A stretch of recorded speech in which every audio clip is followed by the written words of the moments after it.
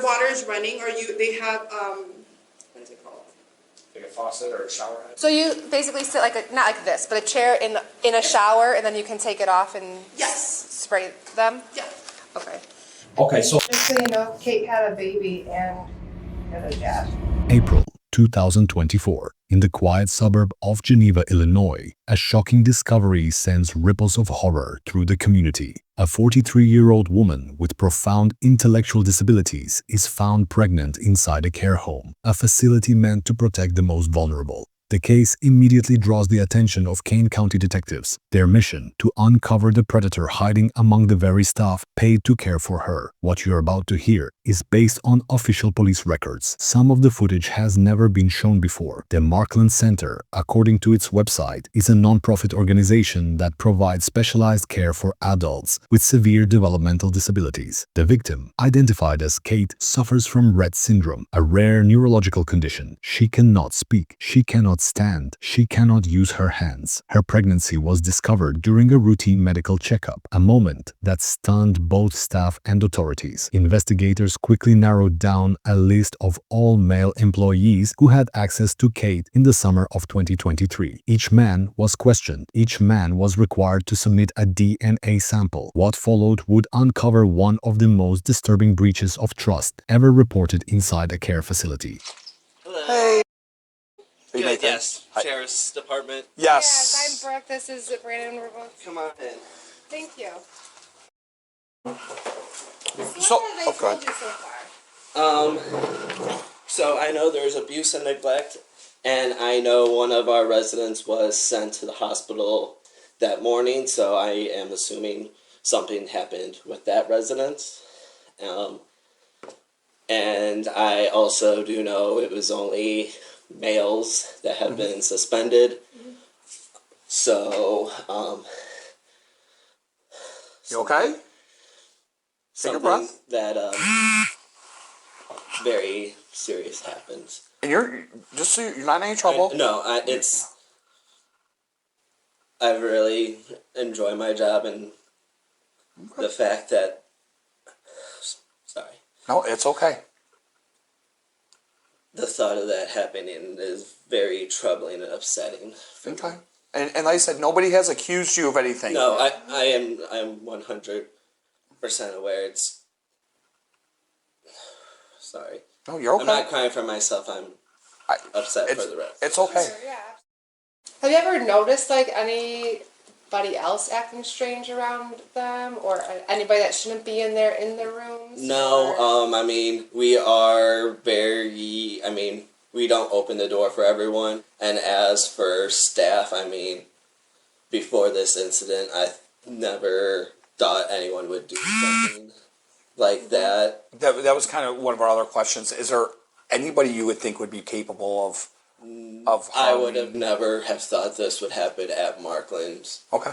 But before investigators could proceed with questioning the remaining staff, one man makes a chilling, urgent request. Catch the bastard.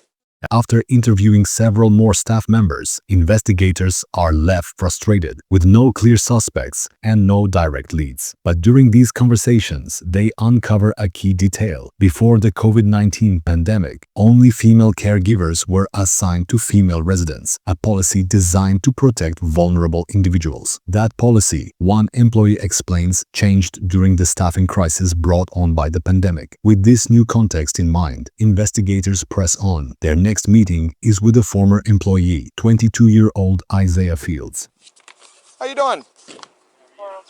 Good. You want to go in or just talk out here? Whatever you want. How'd the fights go?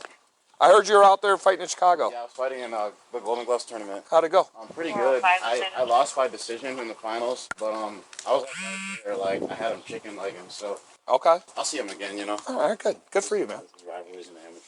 Thank you. Yeah. It's awesome. After a brief introduction to Isaiah's mother, investigators follow him down to the basement, a quiet place where the conversation turns private. So there was, an incident that happened there involving one of the residents.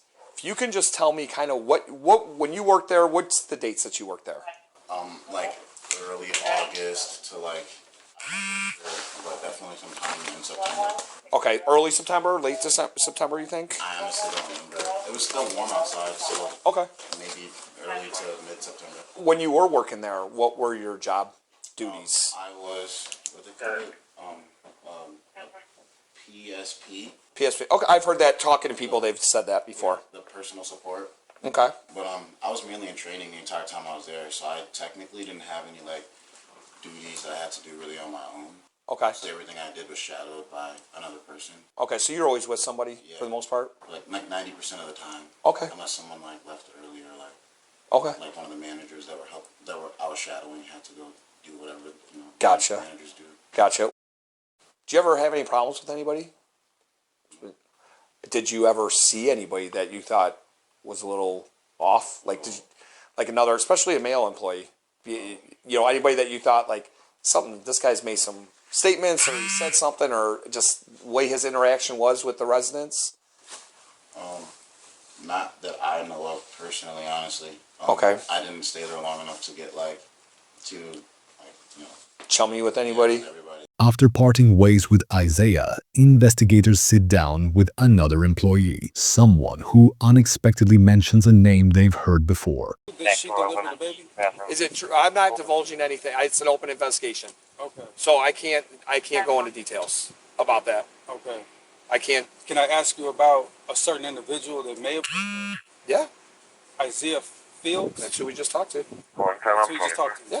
Although the employee doesn't explain why he suspects him, his words linger in the minds of investigators. Once all the DNA swabs are processed, the results reveal a match. 22-year-old Isaiah Fields has tested positive. On May 10th, 2024, he is brought in for interrogation. He sits alone in the room, waiting for the questions that could change everything. These chains hurt. Please, Lord Jesus, come to me. Please, Lord Jesus, I really bless you. Please don't leave me stranded, Lord Jesus. The door opens, investigators step in and begin by reading him his Miranda rights. Let me just start by asking, do you have any idea why you would be there right now? Okay, no clue? Okay. You know why I talked to you before, right, about the Markland stuff? So, I never got any, you just told me it was a case of Markland. okay. So what I would like to ask you, what we would like to know, if you could go over again, when you worked there for that just basically a month, wasn't that long, what your training was like and what it was like after training, like what your job duties were. If you can just go over that again, I would appreciate it. So most of the time that I was there, was just training, like 3 weeks. We just sat in a room and watched videos all day. That was it. However, not everyone agrees with Isaiah's version of events. Several employees who helped train him tell a different story, claiming his responsibilities went far beyond just watching training videos. And what were your daily activities when you were training him? What were you guys in charge of? So we're in charge of doing the CNA work, so like getting them up, dressed, changed, and then transferring them to CDS, and then repositioning them, interacting with them, and then doing the same thing, changing them, and then sending them back home. You're training how to bathe, how to Yes. care for them. With that, Yes. so that was part of his training as well. Yes. But he would have never been alone. No. Something like that. How do you bathe them? So we put them in a tub, and they have a chair, and they're completely, obviously, Submerged? No, Or- not oh, submerged. okay. No, the water is running, or they have what is it called? Like a faucet or a shower head. So you basically sit not like this, but a chair in a shower, and then you can take it off and Yes. spray them? Yeah. Okay.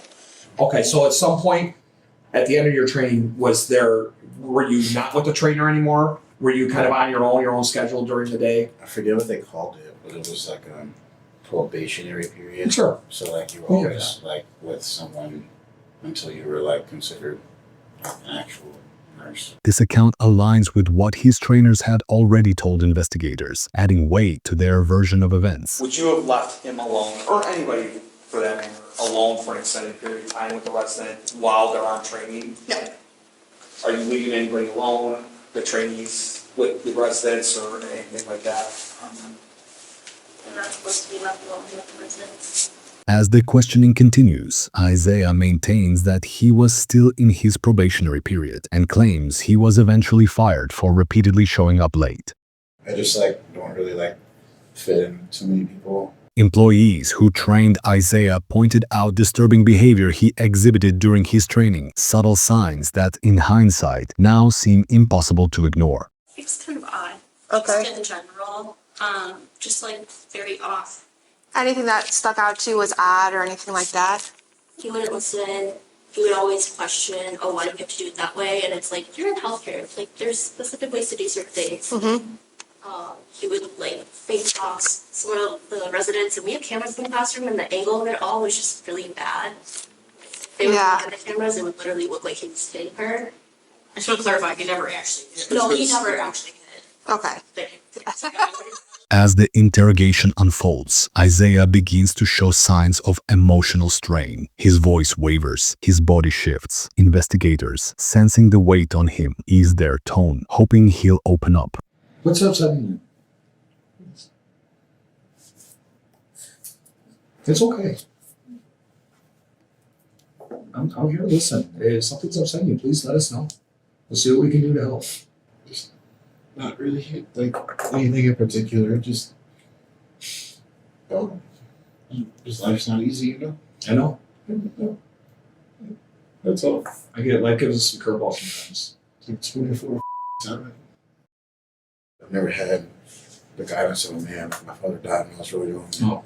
I don't know. I've just never really had proper guidance. One detective steps out, heading to get Isaiah some water and a snack. Inside the room, the remaining investigator stays seated beside him, quietly watching as Isaiah's emotions continue to unravel. Take a breath. You're okay. Not gonna let anything happen to you. You're all right. And I'm really sorry to hear that about your dad and stuff, okay? That's it's all right. Don't worry. It's okay.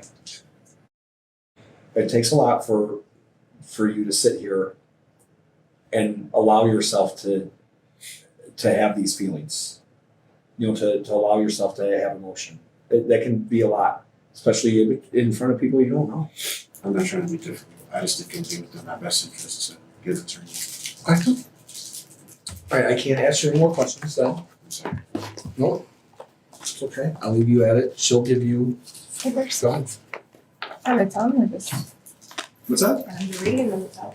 Yeah, you tell them. Yeah, whatever. Just so you know, Kate had a baby and you're the dad.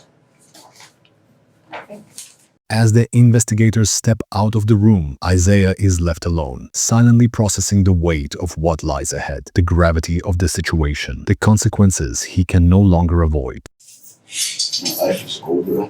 Such a idiot.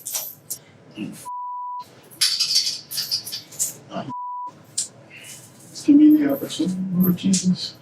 I'm begging you.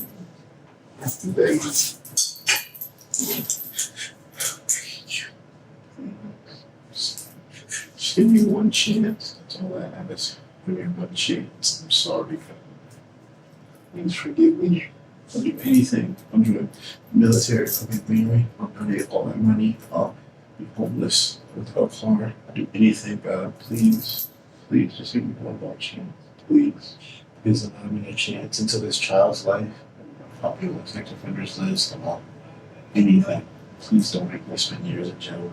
I'm begging. Multiple news outlets reported that Kate developed a life-threatening condition known as preeclampsia and that the infant passed away after 11 weeks in neonatal intensive care. However, we have not been able to independently verify those claims. What is confirmed comes from the state attorney's office. On January 14, 2025, Isaiah Fields pled guilty to aggravated criminal sexual assault. He was sentenced to 25 years in the Illinois Department of Corrections, with 308 days credited for time served in the Kane County Jail. In addition, Isaiah must register for life as a sex offender under the Illinois Sexual Offender Registration Act.